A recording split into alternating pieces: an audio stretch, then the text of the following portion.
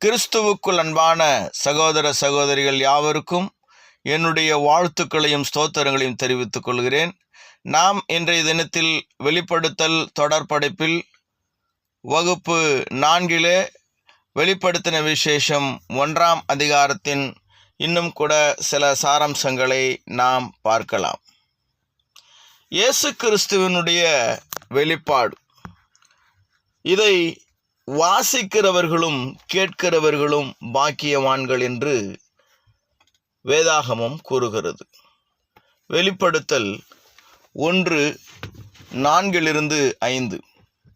யோவான் ஆசியாவில் உள்ள 7 சபைகளுக்கும் எழுதுகிறதாவது: இருக்கிறவரும் இருந்தவரும் வருகிறவரமானவராலும் அவருடைய சிங்காசனத்திற்கு முன்பாக இருக்கிற 7 ஆவிகளாலும் உண்மையுள்ள சாட்சியும் மரித்தோரிலிருந்து முதற் பிறந்தவரும் பூமியின் ராஜாக்களுக்கு அதிபதியும் ஆகிய இயேசு கிறிஸ்துவினாலும் உங்களுக்கு கிருபையும் சமாதானமும் உண்டாவதாக.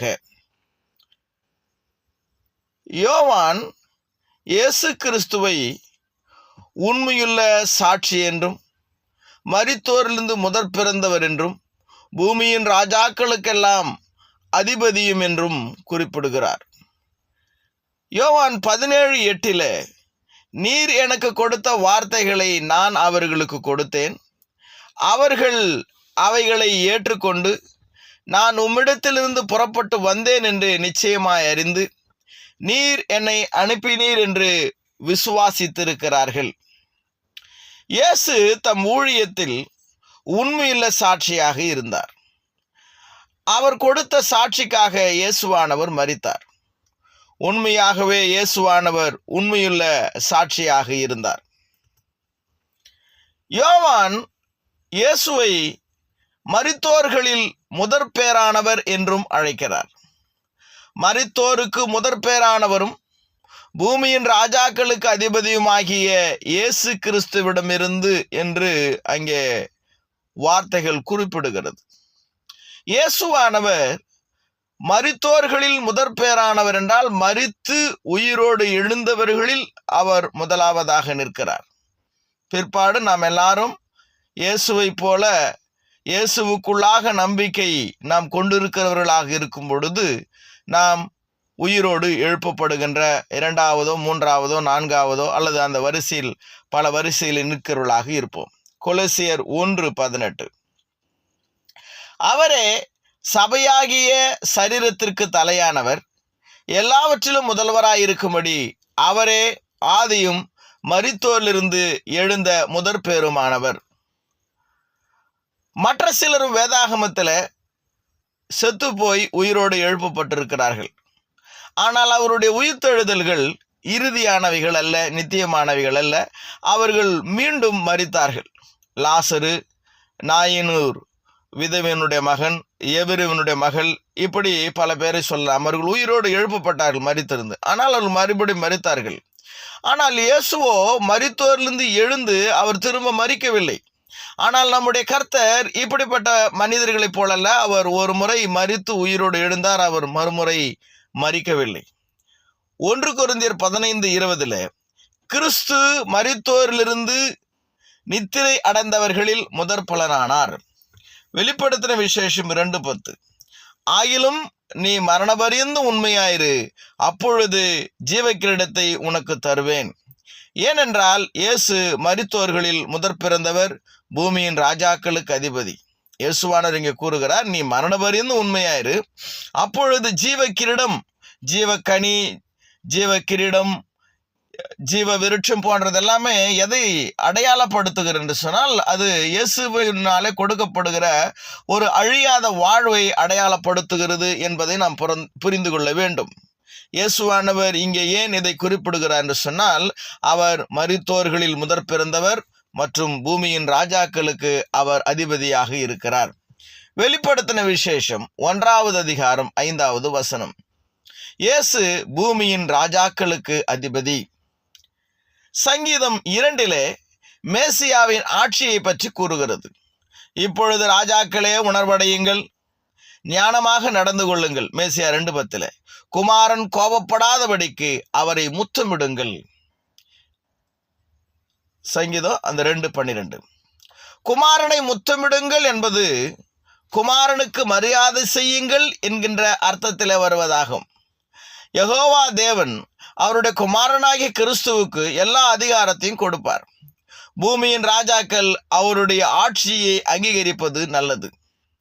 எனவே யோவான் இயேசு கிறிஸ்துவின் புகழையும் மகிமையும் எழுதுகையில் அவர் உண்மையுள்ள சாட்சியாகவும் மரித்தோரின் முதற்பேரானவராகவும் பூமியின் ராஜாக்களின் ஆட்சியாளராகவும் நம்மை நேசித்து நம்முடைய பாவங்களிலிருந்து நம்மை விடுவித்தவராகவும் அவரை புகழுகிறார்.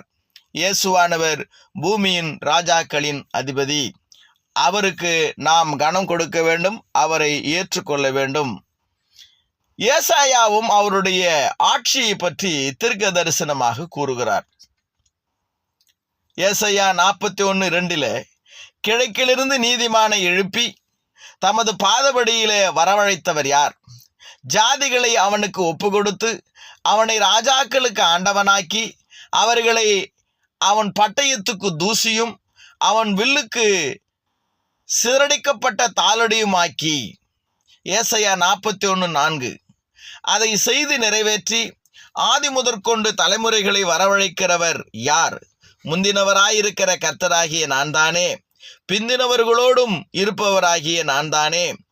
வேதாகமத்தில் இயேசு 3 முறை ராஜாக்களின் ராஜா, ராஜாதி ராஜா மற்றும் கர்த்தாதி கர்த்தா என்று குறிப்பிடப்படுகிறார். 1 தீமோத்தேயு 6:15, வெளிப்படுத்தின விசேஷம் 17:14, வெளிப்படுத்தின விசேஷம் 19:16. பிறகு யோவான் கர்த்தரை பற்றி புகழ்ந்து பேசுகிறார். வெளிப்படுத்தல் 1:5-6 நம்மிடத்தில் அன்பு கூர்ந்து தமது இரத்தத்தினாலே நம்முடைய பாவங்களற நம்மை கழுவி தம்முடைய பிதாவாகிய தேவனுக்கு முன்பாக நம்மை ராஜாக்களும் ஆசாரியர்களும் ஆக்கின அவருக்கு மகிமையும் வல்லமையும் என்றென்றைக்கும் உண்டாயிருப்பதாக. ஆமென். யோவானினுடைய புகழுதல் ஒரு விளக்கத்தை உள்ளடக்கியது.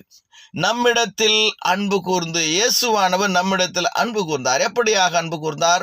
யோவான் 15:13 ஒருவன் தன் சிநேகிதருக்காக தன் ஜீவனை கொடுக்கிற அன்பிலும் அதிகமான அன்பு ஒருவரிடத்திலும் இல்லை. இயேசுவானவர் நம்மிடத்தில் அன்பு கூர்ந்தார்.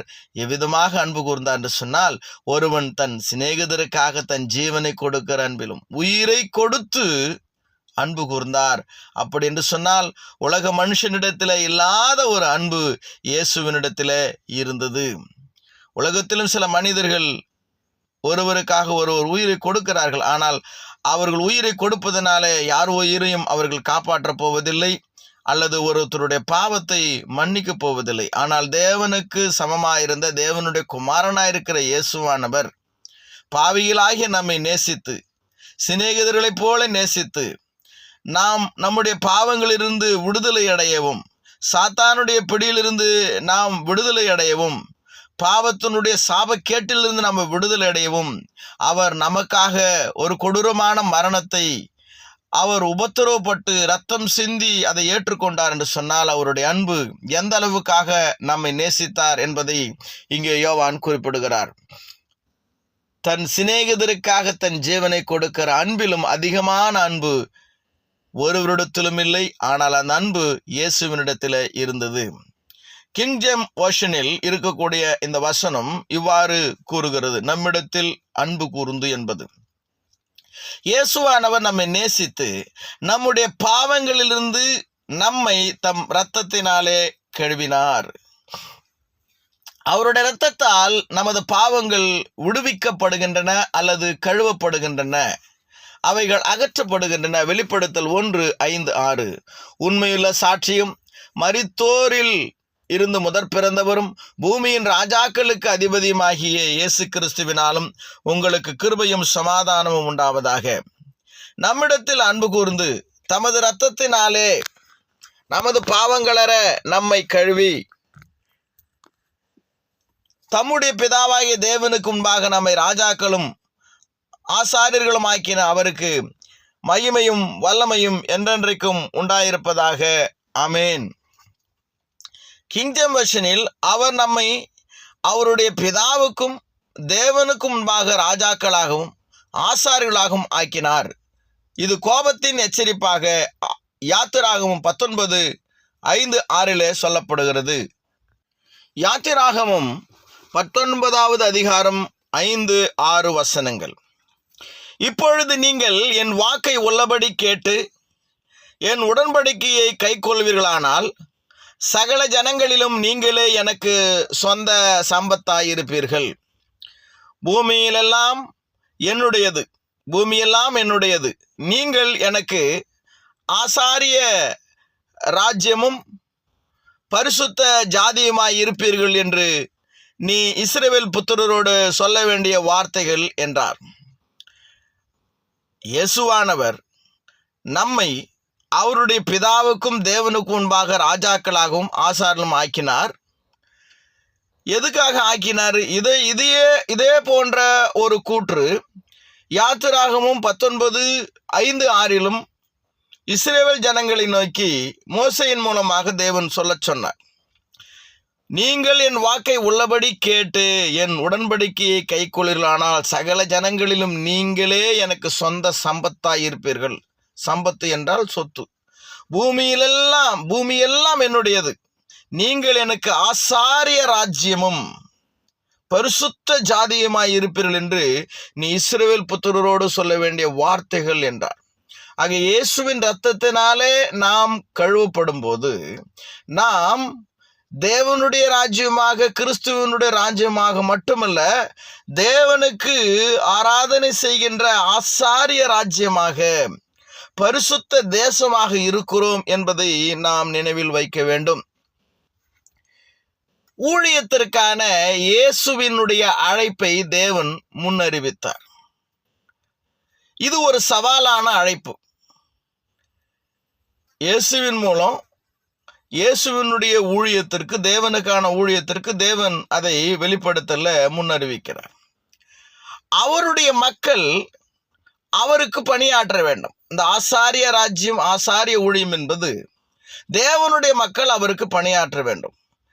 தேவனுடைய மக்களுடைய அந்த ஊழியம், தொழுகை மற்றும் அவர்களுடைய வாழ்க்கையை அவர்கள் தேவனுக்கு அர்ப்பணிக்க வேண்டும் என்று தேவன் அவரது விருப்பத்தை அவர் முன்னறிவித்திருந்தார். இயேசு நம்மை ஆசாரியர்களின் ராஜ்யமாக ஆக்கினார். வெளிப்படுத்தல் 1:6 அவருக்கு என்றென்றைக்கும் மகிமையும் ஆட்சியும் உண்டாவதாக. யாருக்கு? இது இயேசு கிறிஸ்துவுக்கு. நம்மை தம்முடைய பிதாவாகிய தேவனுக்கு முன்பாக, தகப்பனுக்கு முன்பாக நம்முடைய பாவங்களால் நம்மை கழுவி இயேசுவானவர் நம்மை ராஜாக்களாக, ஆசாரிகளாக ஆக்கினதினாலே இந்த இயேசுவானவருக்கு என்னென்றைக்கும் மகிமையும் ஆட்சியும் உண்டாயிருப்பதாக.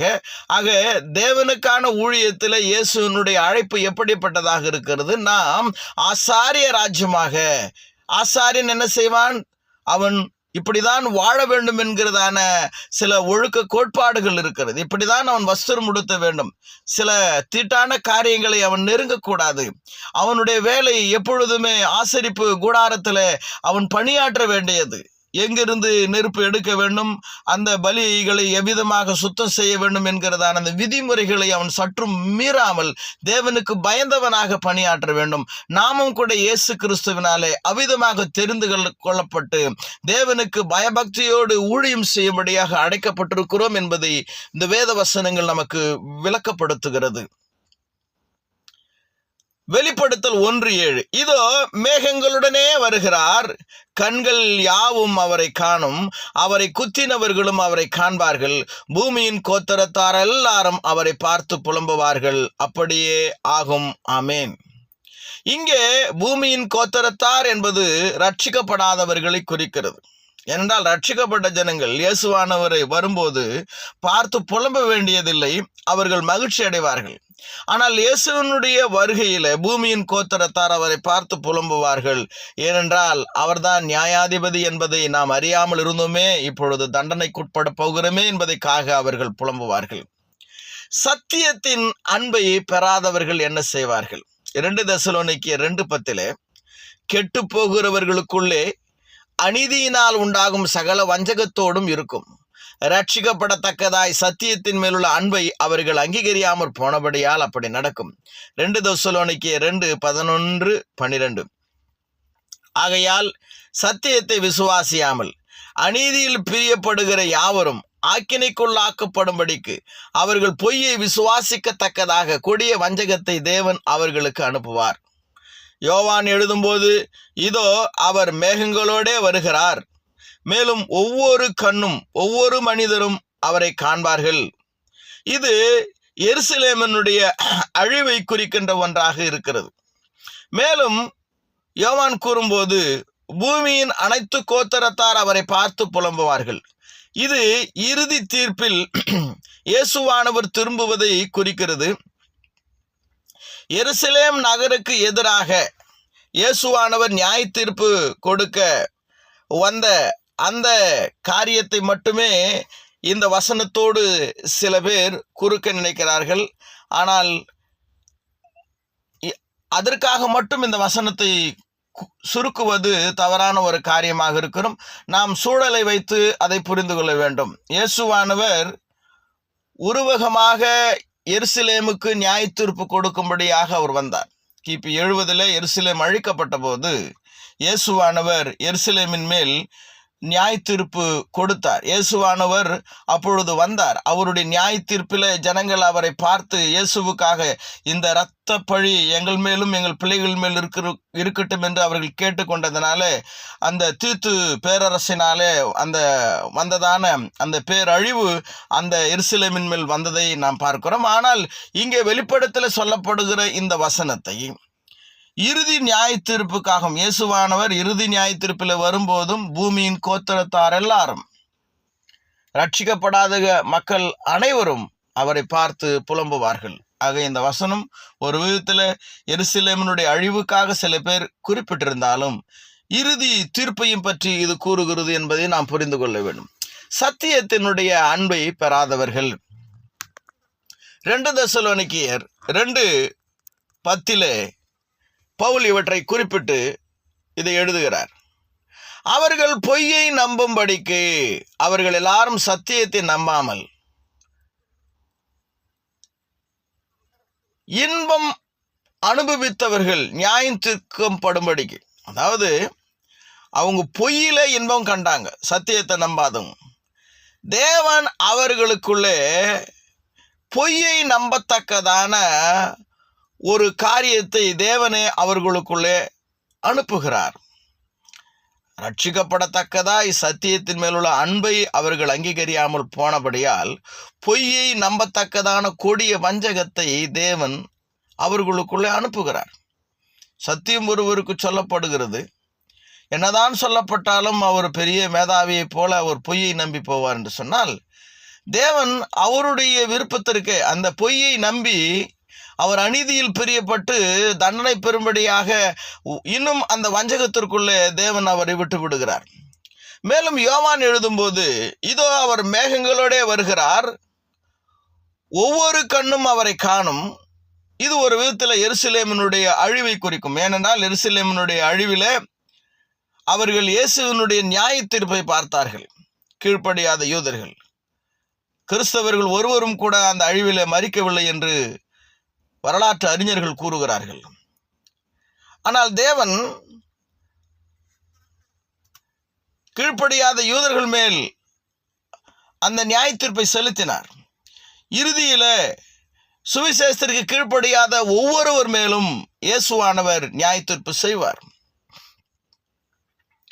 பூமியின் அனைத்து கோத்திரத்தாரும் அவரை பார்த்து புலம்புவார்கள். இது இறுதி தீர்ப்பில் இயேசுவானவர் திரும்பி வரும்போது நடக்கக்கூடிய காரியம்.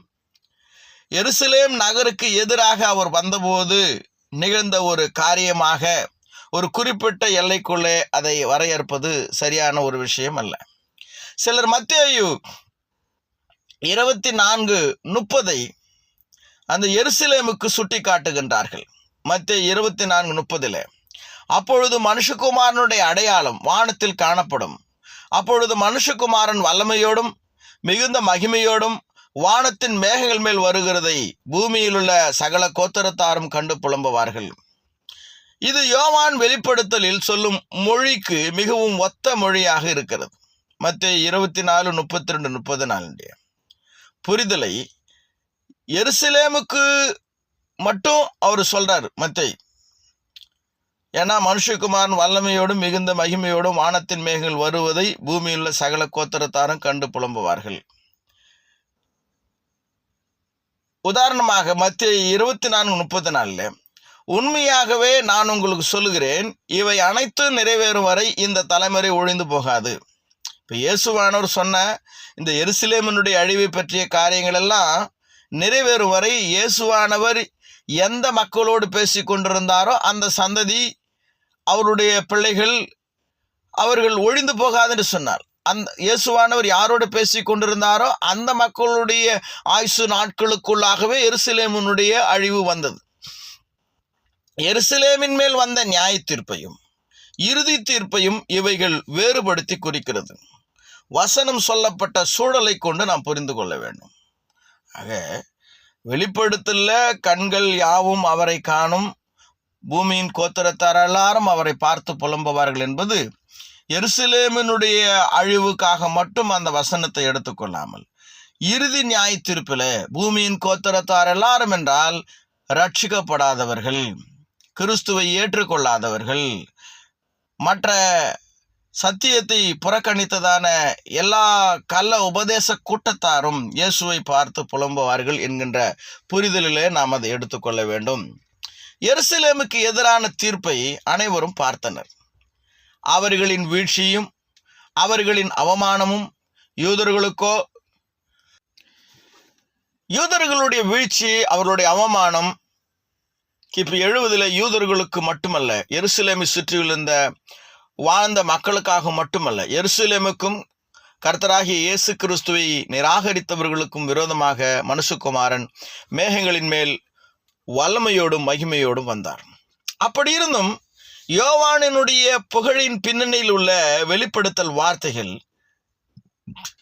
அவர் நம்மை கர்த்தராகிய கிறிஸ்துவை புகழ்ந்து பேசும்போது பரந்ததாக தெரிகிறது.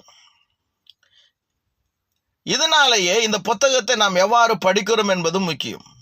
மற்ற புத்தகங்களோடு ஒப்பிடுகையில் எழுதப்பட்ட காலம் மிகவும் முக்கியமானதாகும். வெளிப்படுத்தலை படிக்கும் பொழுது அது எருசலேமினுடைய அழிவுக்கு பிற்பாடு எழுதப்பட்டது என்பதை நாம் புரிந்து கொண்டு படிக்க வேண்டும். எப்படிப்பட்ட சூழ்நிலையில கிறிஸ்தவர்கள் எப்படிப்பட்ட உபத்திரவத்தின் மத்தியில அது சொல்லப்பட்டது என்கிற காரியத்தையும் முக்கியமாக நாம் கவனத்தில் கொண்டு அதை படிக்க வேண்டும். இங்கும் அங்கும் ஒரு வசனத்தை மட்டும் நாம் கருத்தில் கொள்ளாமல்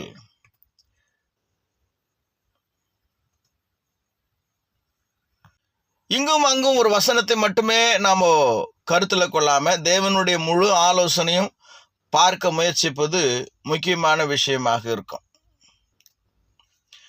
யோவான் வரவிருக்கும் தீர்ப்பை ஒப்புக்கொள்ளுகிறார். வெளிப்படுத்தல் 1:7 இதோ மேகங்களுடனே வருகிறார், கண்கள் யாவும் அவரை காணும், அவரை குத்தினவர்களும் அவரை காண்பார்கள், பூமியின் கோத்திரத்தார் எல்லாரும் அவரை பார்த்து புலம்புவார்கள். அப்படியே ஆகும். ஆமேன். இவ்விதமாக இயேசு வரும்போது இவ்விதமாக தான் நடக்கும்.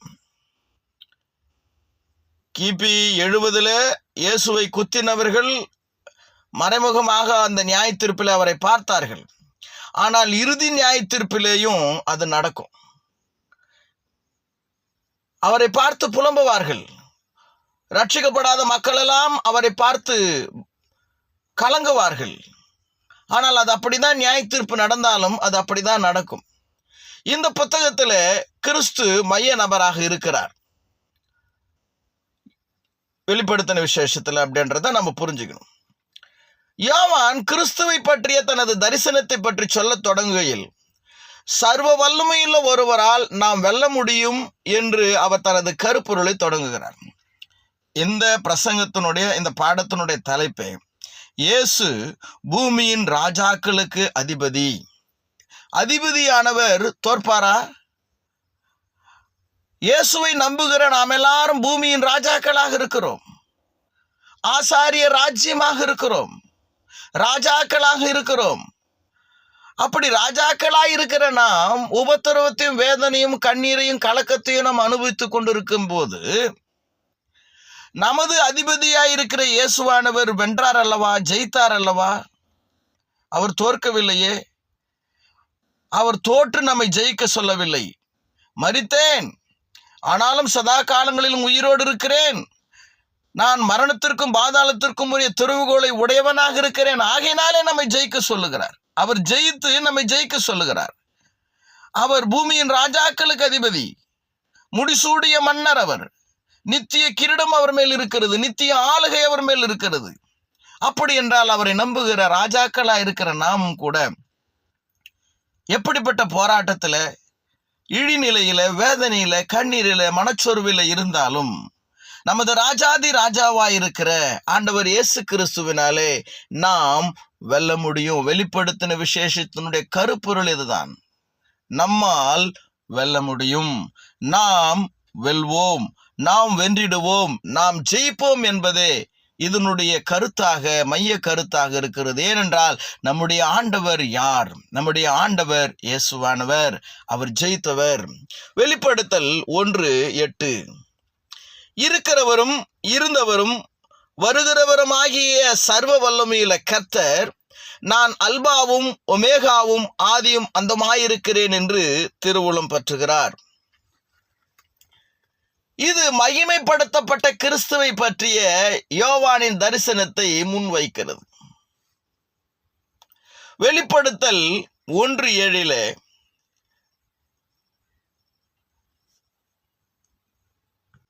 சர்வ வல்லமையுள்ள தேவனிடமிருந்து இங்கே ஒரு உறுதித்தன்மை, வாக்குறுதி நமக்கு உள்ளது. வெளிப்படுத்தல் 1:8 இருக்கிறவரும் இருந்தவரும் வருகிறவரும் ஆகிய சர்வ வல்லமையுள்ள கர்த்தர், நான் அல்பாவும் ஒமேகாவும் ஆதியும் அந்தமாயிருக்கிறேன் என்று திருவுளம் பற்றுகிறார். தேவன் நித்தியமானவர், ஆனால் பூமியின் ராஜாக்கள் நித்தியமானவர்கள் அல்ல.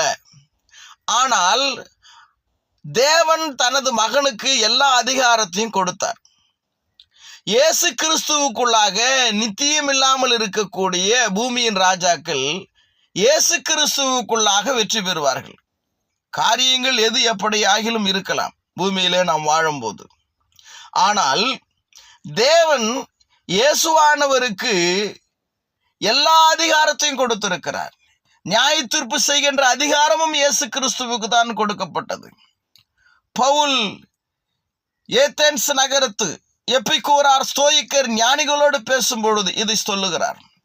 மேலும் ஒரு நாளை குறித்திருக்கிறார், அந்த நாளிலே தாம் நியமித்த மனுஷனை கொண்டு பூலோகத்தை நீதியோடும் நியாயத்தோடும் அவன் நியாய தீர்ப்பு செய்வார். அந்த மனுஷனாய் வந்த இயேசு கிறிஸ்துவை தேவன் மரித்தோரிலிருந்து எழுப்பினதனாலே அது நிச்சயத்தை எல்லாருக்கும் விளங்க பண்ணி இருக்கிறார் என்று பவுல் கூறினார். ஆக இயேசுவானவருக்கு தேவன் எல்லா அதிகாரத்தையும் அவர் கொடுத்திருக்கிறார். அவரே ராஜா, அவரே எல்லாரையும் நியாயம் தீர்க்க போகிறார். இயேசுவானவருக்குள்ளே அவரை நம்பி இருக்கிற ராஜாக்களாயிருக்கிற நாம் வெற்றி பெறுவோம். யோவான் கிறிஸ்து தம்முடைய எல்லா மகிமையிலும் அவருக்கு காட்சியளித்ததை பற்றி நமக்கு தெரிவிக்கிறார். யோவான் இப்போ இயேசுவை பார்க்கும்போது அவருடைய தலை, அவருடைய கால், அவருடைய வஸ்திரம் என்று ஒரு உருவத்தை நமக்கு காட்டுகிறார். இப்படிதான் இயேசு கிறிஸ்து இருக்கிறார் அப்படின்றதுக்காக அது ஒவ்வொன்றும் ஒவ்வொரு வல்லமையும் மகிமையும் இயேசுவானவருடைய அதிகாரத்தையும் நித்தியத்தையும் வெளிப்படுத்தக்கூடியதான ஒரு உருவக பொருட்களாக இருக்கிறது என்பதை நாம் புரிந்து கொள்ள வேண்டும். ஆக இயேசுவானவர் எல்லா மகிமையிலும் யோவானுக்கு காட்சி அளித்தது பற்றி யோவான் நமக்கு எழுதி வைத்திருக்கிறார். இந்த கிறிஸ்துவனுடைய சித்திரத்தை நாம் மனதில் வைத்திருக்க வேண்டும். இயேசுவானவர் வெளிப்படுத்தல எப்படியெல்லாம் காட்சி அளித்தார் யோவானுக்கு, யோவான் அதை நமக்கு வெளிப்படுத்தும் போது அந்த காட்சிகளிலிருந்து இயேசுவானவர் எப்படிப்பட்டதான மகிமையுள்ளவராக, வல்லமை மிக்கவராக, அதிகாரம் உள்ளவராக இருக்கிறார் என்பதை புரிந்து கொள்ளும்படிய இயேசுவானவரை பற்றி யோவான் சித்தரிக்கின்ற அந்த காட்சிகளை நாம் மனதில் வைக்க வேண்டியது அவசியமாக இருக்கிறது. வெளிப்படுத்தல் 1:9 இதுல விடாமுயற்சி, பொறுமை, சகிப்புத்தன்மை, இதுவில் நாம் கிறிஸ்துவுக்குள்ளே கொண்டிருக்க வேண்டியதான ஒரு உறுதிப்பாடாக இருக்கிறது. இயேசு கிறிஸ்து விடாமுயற்சியோடு கொடுமைகளை, உபத்திரவங்களை பொறுமையாய் சகித்தவராய் இருந்தார். நாமும் கூட இந்த உலகத்திலே வெற்றி சிறக்கிறவர்களாக இருக்கிறோம் இயேசு கிறிஸ்துவுக்குள்ளே. இருப்பினும் நம்முடைய அந்த விசுவாச பயணத்தில், அந்த போராட்டத்தில் நாம் விடாமுயற்சியோடு, நீடிய பொறுமையோடு, சகிப்புத்தன்மையோடு நாம் கிறிஸ்துவுக்குள்ளாக உறுதியாக அந்த காரியங்களில் இருக்க வேண்டும். வெளிப்படுத்தல் 1:9, உங்கள் சகோதரனும் இயேசு கிறிஸ்துவின் நிமித்தம் வருகிற உபத்திரவத்திற்கும் அவருடைய ராஜ்யத்திற்கும் அவருடைய பொறுமைக்கும் உங்கள் உடன் பங்காளனமாயிருக்கிற யோவானாகிய நான் தேவ வசனத்து நிமித்தமும் இயேசு கிறிஸ்துவை பற்றிய சாட்சி நிமித்தமும் பத்மு என்னும் தீவிலே இருந்தேன். யோவான் தான் எழுதுபவர்களுடன் ஒரே மனநிலையில தொடர்பு கொள்ள முடியும். ஏனென்றால் யோவான் யாருக்கு எழுதுகிறாரோ அவர்கள் எப்படிப்பட்ட கஷ்டங்களையும் வேதனைகளையும் சூழ்நிலைகளையும் அவர்கள் அனுபவித்துக் கொண்டிருந்தார்களோ அதே கஷ்டங்களையும் வேதனைகளையும் உபத்திரவத்தையும் யோவான் அனுபவித்தவராக இந்த காரியத்தை அவர்களுக்கு எழுதுகிறார். ஏனென்றால் யோவான் ஒரு உடன் சகோதரர். இயேசுவின் மேலுள்ள விசுவாசத்தால் வருகிற உபத்திரவத்திலும் இயேசுவின் ராஜ்யத்திலும் இயேசுவினுடைய பொறுமையிலும் பங்கு கொள்கிறவராக இருந்தார். யோவான் யாருக்கு எழுதினாரோ அவர்கள் எந்த ராஜ்யத்தில் இருந்தார்களோ, எந்த இயேசுவுக்காக அவர்கள் உபத்திரப்பட்டு கொண்டிருந்தார்களோ, எந்த இயேசுவின் மேல் விசுவாசம் கொண்ட உறவுகளாக அவர்கள் இருந்தார்களோ அதே நிலையில தான் யோவானும் இருக்கிறார் என்பதை இங்கே அவர் இந்த வசனத்தின் மூலம் அவர் வெளிப்படுத்துகிறார். உங்கள் சகோதரன் இயேசு கிறிஸ்து நிமித்தம் வருகிற உபத்திரவத்திற்கும் அவருடைய ராஜ்யத்திற்கும் அவருடைய பொறுமைக்கும் உடன் பங்காளனமாயிருக்கிற யோவானாகிய நான் தேவ வசனத்து நிமித்தமும் இயேசுவை பற்றிய சாட்சி நிமித்தமும் பத்மு என்னும் தீவிலே இருந்தேன். தேவனுடைய வார்த்தைக்காகவும் இயேசு கிறிஸ்துவை குறித்து யோவான் சாட்சி சொன்னதற்காகவும் அவர் பத்மு தீவுக்கு நாடு கடத்தப்பட்டிருந்தார். யோவான் 6:9 பார்த்த அந்த வேத சாட்சிகளை உங்களுக்கு நினைவிருக்கிறதா? யோவான் 6:9 வெளிப்படுத்தல் 24, அதாவது வெளிப்படுத்தல் 6:9 யோவான் இந்த கொல்லப்பட்ட அந்த ஆத்துமாக்களை அவர் பார்க்கிறார். தேவனுடைய வார்த்தைக்காகவும் அவர்கள் கொடுத்த சாட்சிக்காகவும் கொல்லப்பட்டவர்களின் ஆத்துமாக்களை கண்டேன். வெளிப்படுத்தல் 6:9. வெளிப்படுத்தல் 24 அன்றைய நான் சிங்காசனங்களை கண்டேன், அவைகளின் மேல் உட்கார்ந்தார்கள், நியாய தீர்ப்பு கொடுக்கும்படி அவர்களுக்கு அதிகாரம் அளிக்கப்பட்டது. இயேசுவை பற்றிய சாட்சி நிமித்தமும் தேவனுடைய வசனத்து நிமித்தமும் சிரசேதம் பண்ணப்பட்டவர்களுடைய ஆத்துமாக்களையும் மிருகத்தையாவது அதன் சொரூபத்தையாவது வணங்காமலும் தங்கள் நெற்றியிலும் தங்கள் கையிலும் அதன் முத்திரையை தரித்து கொள்ளாமலும் இருந்தவர்களையும் கண்டேன். அவர்கள் உயிர்த்து கிறிஸ்துவுடனே கூட 1000 வருஷம் அரசாண்டார்கள். யோவானின் துன்பம் வேறுபட்டது. இவர்கள் இயேசுவின் நிமித்தம் மரித்திருந்தார்கள். அதாவது இங்க யோவான் வெளிப்படுத்தும் 20:4 பார்க்கும்போது அங்கே கொல்லப்பட்டதான அந்த ஆத்துமாக்கள் சிரசேதம் பண்ணப்பட்டவர்களுடைய ஆத்துமாக்கள். ஏன் சிரசேதம் பண்ணப்பட்டார்கள்? மிருகம் அப்படின்றால் அன்றைக்கு இருந்த அந்த ரோம அரசாங்கத்தினுடைய கட்டளைகளுக்கு, தேவனுக்கு விரோதமான அந்த கட்டளைகளுக்கு கீழ்ப்படியாமல் இருந்ததுனால அந்த மிருகத்தையாவது அந்த சொரூபத்தையாவது வணங்காமலும் தங்கள் நெற்றியிலும் தங்கள் கைகளில் அந்த முத்திரையை தரித்து கொள்ளாமல் இருந்தவர்களை கண்டேன். அவர்கள் உயிர்த்து கிறிஸ்துவனுடனே கூட 1000 வருஷம் அரசாண்டார்கள். ஆக இங்கே இந்த சிரசேதம் பண்ணப்பட்ட ஆத்துமார்கள் இயேசுவுக்காக செத்து போனவர்களாக இருந்தார்கள். பூமியிலே அவர்கள் இல்லை. ஆனால் யோவானோ அவர் கொல்லப்படவில்லை, உயிரோடு தான் இருக்கிறார். ஆனால் இயேசுவின் நிமித்தம் அவர் நாடு கடத்தப்பட்டிருந்தார். சிரசேதம் பண்ணப்பட்ட ஆத்துமாக்களுடைய நிலைகள் வேறு, ஆனால் யோவானுடைய நிலைகள் வேறு. ஆனால் காரணம் ஒன்று, இயேசுவானவர். இயேசுவின் நிமித்தம் அங்கே ஆத்துமாக்கள் சிரசேதம் பண்ணப்பட்டிருந்தார்கள் பூமியில வாழும்போது. யோவான் இயேசுவின் நிமித்தம், இயேசுவை குறித்த சாட்சிய நிமித்தம், தேவனுடைய வார்த்தை நிமித்தம் அவர் நாடு கடத்தப்பட்டிருந்தார். பத்மு என்கின்ற ஒரு பெரிய பாறை என்று விவரிக்கப்பட்டுள்ளது. யோவான் தன்னை பற்றி இவ்வாறு எழுதும்போது வெளிப்படுத்தின துவக்கத்துல பத்மு என்கிற தீவில இருந்தேன். பத்மு என்கிற ஒரு பெரிய பாறை என்று சொல்லப்படும். இது ஒரு கடுமையான இடமாக இருந்தது. அங்கு குற்றவாளிகள் சமூகத்திலிருந்து பிரிக்கப்பட்டு தண்டனைக்காக அனுப்பப்பட்டதாக கூறப்படுகிறது. யோவான் அவர்களின் சகோதரன், கிறிஸ்தவர்களின் சகோதரன். கிறிஸ்தவர்களின் துன்பங்களில் அவர் பங்கு கொள்கிறார். மேலும் கிறிஸ்தவருடைய மகிழ்ச்சியிலும் பங்கு கொள்கிறார். இயேசுவினுடைய ராஜ்யத்தினுடைய பொறுமையிலும் பங்கு கொள்கிறார். யோவான் எழுதின போது தேவனுடைய ராஜ்யம் ஏற்கனவே இருந்தது என்பதற்கு இது ஒரு சான்று பத்தியாகும். யோவான் அந்த ராஜ்யத்திற்குள் இருந்தார். உம்முடைய ராஜ்யம் வருவதாக என்று ஜெபிக்கிறவர்களுக்கும் அதை நம்பிக்கொண்டிருக்கிறவர்களுக்கும் அந்த ராஜ்யம் கிபி 33 எருசலேமிலே ஸ்தாபிக்கப்பட்டது. அந்த ராஜ்யத்திற்குள்ளாக தான் இன்றைக்கு நாம் அனைவரும் இருக்கிறோம். தேவனுடைய ராஜ்யம் ஸ்தாபிக்கப்பட்டிருக்கிறது. அந்த ராஜ்யத்திற்குள்ளாக தான் நாம் பாடு அனுபவித்துக் கொண்டிருக்கிறோம்.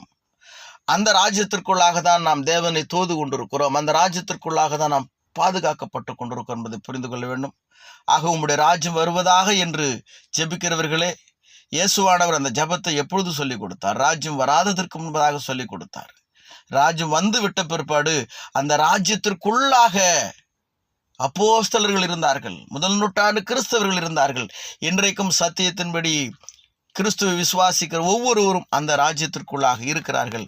ஆக யோவான் வெளிப்படுத்தின விசேஷத்துல இவ்வாறு எழுதும்போது இந்த துவக்கத்துல அவருடைய ராஜ்யத்திற்கும் அவருடைய பொறுமைக்கும் அந்த உபத்திரவத்திற்கும் நான் பங்காளி மட்டுமல்ல, உங்களுடைய உடன் சகோதரன் என்று யோவான் தன்னை அறிமுகம் செய்து கொள்கிறார். பொறுமையாய் இந்த படிப்பில் என்னோடு இணைந்திருந்த உங்கள் யாவருக்கும் நன்றி கூறிக்கொள்கிறேன்.